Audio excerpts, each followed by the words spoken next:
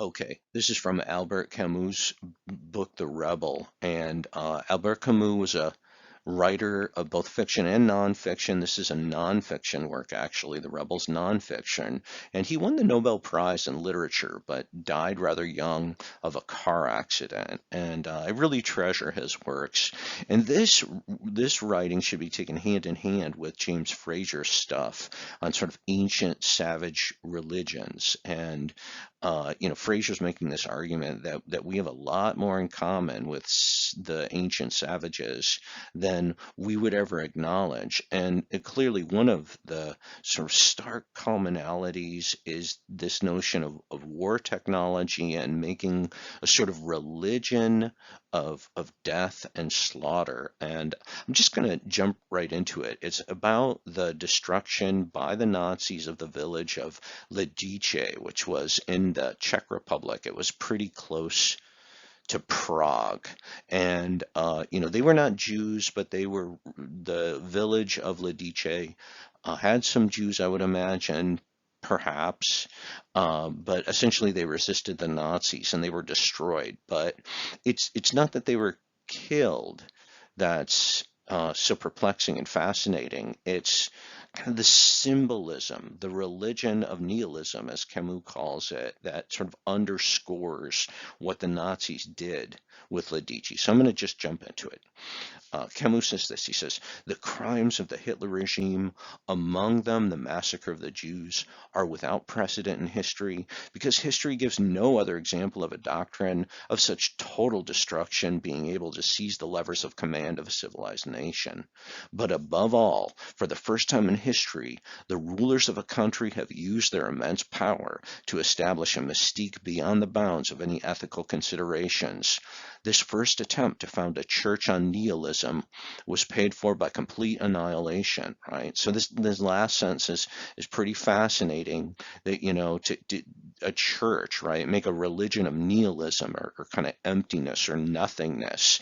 And the complete annihilation wasn't just like, many millions of other people died, but the Germans and the entire German hierarchy uh, really paid the price in death and destruction.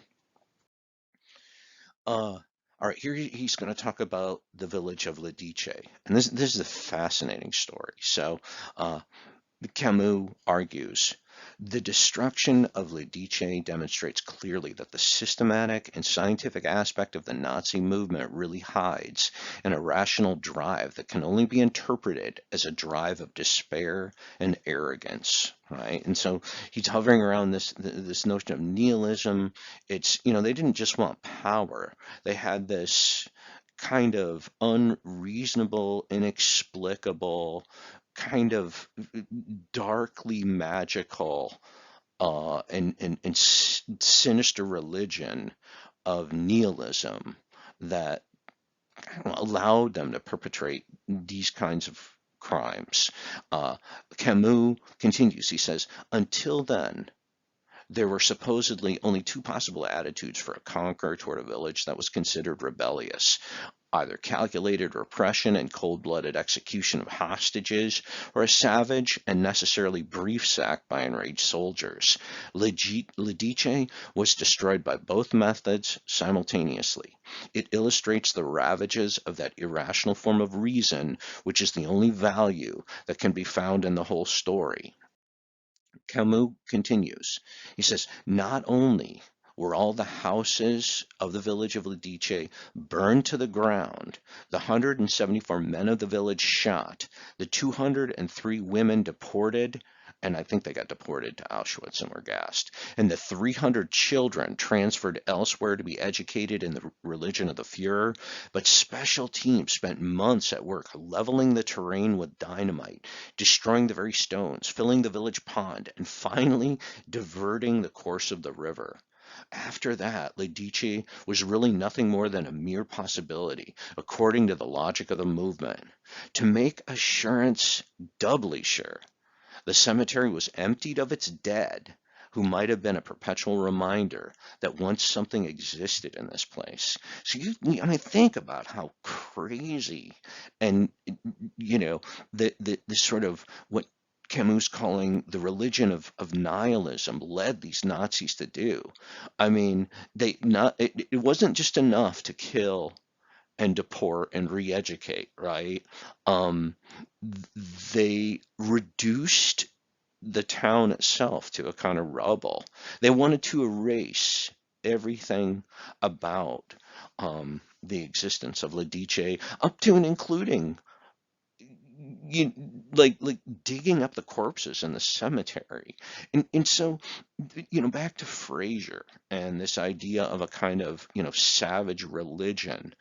uh, the, in our sort of modern cultural, our modern technological pop culture environment, don't think we're so far removed from these ancient cults of death, right? I mean, it's it's closer than I think people would want to acknowledge, particularly, these sort of neo-fascist movements are out there, these sort of QAnon cultic. I mean, really, once you move into the irrational, into the insane, right, into the sort of religions of absurdity and nihilism, I mean, where would it end? Uh, Camus continues, right? He says, and this is the last slide, he says, the nihilist revolution, which is expressed historically in the Hitlerian religion, thus only aroused an insensate passion for nothingness, which ended by turning against itself. Negation, this time at any rate, and despite Hegel, has not been creative. Hitler presents the example, perhaps unique in history, of a tyrant who left absolutely nothing to his credit. For himself, for his people, and for the world, he was nothing but the epitome of suicide and murder.